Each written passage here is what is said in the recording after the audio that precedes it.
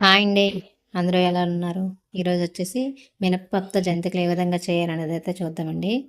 ఒక గ్లాస్ మినపప్పు తీసుకొని ఈ విధంగా అయితే ఉడకపెట్టుకోవాలండి. తర్వాతయితే దానికి సరిపడా వరిపిండి, కారం, ఉప్పు అన్నీ వేసుకొని ఈ విధంగా అయితే జంతికలయితే వేసుకోవాలండి. దీని ఫుల్ వీడియో అయితే మన ఛానల్‌లో అయితే లింక్ అయితే ఇవ్వడం జరిగిందండి. ఇలా చేసుకుంటే హెల్త్‌కి హెల్త్. అలాగే మనం బయట కొనుక్కునే ఖర్చు కూడా ఉండదండి. ఇలా చేసుకుంటే పిల్లలైతే ఇష్టంగా తింటారు. నువ్వులు, వామ అన్నీ ఏస్తాం కదా! హెల్త్‌కయితే చాలా మంచిదండి. వామ అనేది డైజెషన్‌కయితే చాలా మంచిది. ఈ విధంగా చేసుకుంటే ఇవనేవి 1 మంత్ వరకయితే స్టోర్ ఉంటాయండి.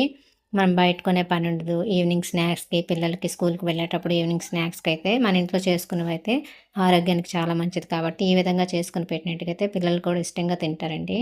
ఇలా కొంచెం మినపప్పుతోనే బోలెడు జంతికలైతే చేసుకోవచ్చండి. మీరు చూస్తున్నారు కదా! ఈ విధంగా అయితే నేనైతే రెడీ చేసుకొని పెట్టుకున్నానండి.